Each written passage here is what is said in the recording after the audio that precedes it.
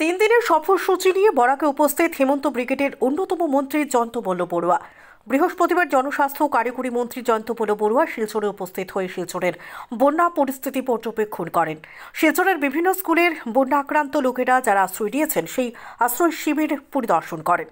পরিদর্শনকালে উপস্থিত ছিলেন বিধায়ক কৌশিক রায়, বিধায়ক দীপায়ন চক্রবর্তী, বিজেপি জেলা সভাপতি বিমলেন্দু রায়, জেলা শাসক রোহন কুমার ঝা সহ সরকারি আধিকারিকরা।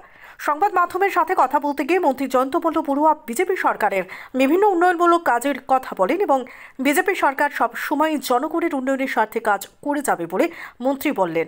বন্যা আক্রান্ত লোকেদের পাশে সরকার আছে, সরকার থাকবে, সব সময় জনগণের পাশে থেকে কাজ করে যাবে বিজেপি সরকার, জানিয়েছেন মন্ত্রী জয়ন্তমল্ল বড়ুয়া।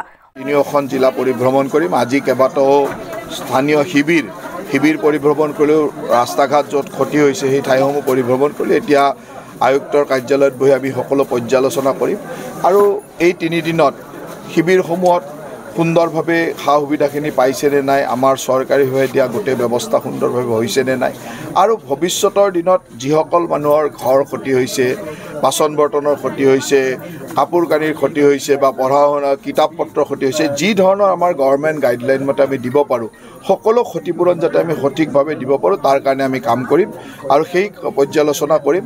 তাৰ লগে লগে ৰাইজৰ অভাৱ অভিযোগ, ৰাইজৰ কিছুমান অসুবিধা আছে, ক'ৰবাত পাৰ্মানেণ্ট কিছুমান বস্তু বিচাৰিছে, এই কথাবিলাকো আমি জানি লৈ বিভাগসমূহক নিৰ্দেশনা দিয়া আৰু মুখ্যমন্ত্ৰী ডাঙৰীয়া সম্পূৰ্ণ সঠিক তথ্য আমি যাতে দিব পাৰোঁ সেই কামখিনি কৰিম।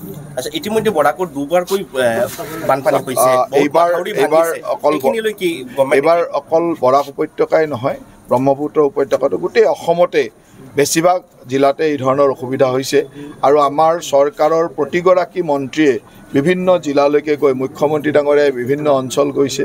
তাৰ লগে লগে প্ৰতিগৰাকী মন্ত্ৰীয়ে জিলাসমূহত থাকি সেই ধৰণে কাম কৰাৰ চেষ্টা কৰিছে। মই ভাবোঁ যে এই সময়ত ৰাইজৰ লগত থাকি ৰাইজক সহায় কৰাটো আমাৰ দায়িত্ব আৰু সেই দায়িত্বখিনি আমাৰ চৰকাৰৰ প্ৰতিনিধিসকলে আৰু চৰকাৰৰ বিষয়াসকলে পালন কৰিছে।